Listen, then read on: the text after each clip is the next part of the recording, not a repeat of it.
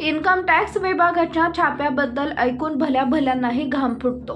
आयकर विभाग वेळोवेळी अनेक श्रीमंतांच्या घरावर छापे टाकून मोठ्या प्रमाणात बेकायदा रक्कम आणि मौल्यवान वस्तू जप्त करतो। चॅनलवरती नवीन असाल तर मराठी न्यूजला जरूर सबस्क्राईब करा।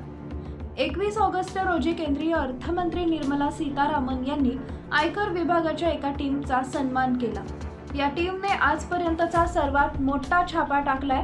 या टीमने गेल्या वर्षी ओडिशातल्या एका डिस्टिलरी ग्रुपवर छापा टाकून सर्वाधिक 352 कोटी रुपयांची रोकड जप्त केली होती। आयकर विभागाची ही शोध मोहीम 10 दिवस सुरू होती।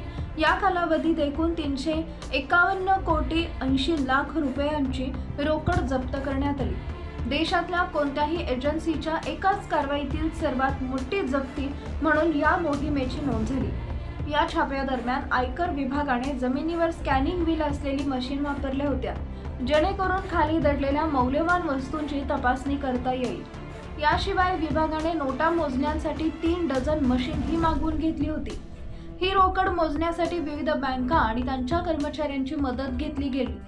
आयकर विभागाने थकबाकीच्या मागणीसाठी पुन्हा एकदा मोठी तयारी केली आहे। आयकर विभागाने अधिकाऱ्यांना 5000 प्रकरणांवर लक्ष ठेवण्यास सांगितले, कारण यातून 43,000 कोटी रुपयांची वसुली करायची आहे। या वसुलीमध्ये पुन्हा एकदा छापेमारी होण्याची शक्यता आहे।